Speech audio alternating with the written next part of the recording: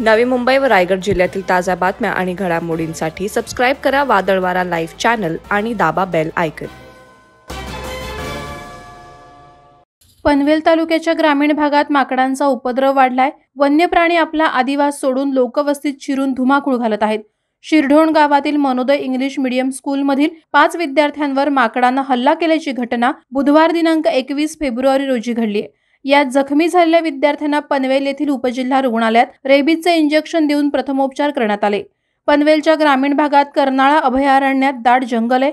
या वनपट्ट्यात वन्य प्राण्यांसह माकडांची संख्या मोठी आहे।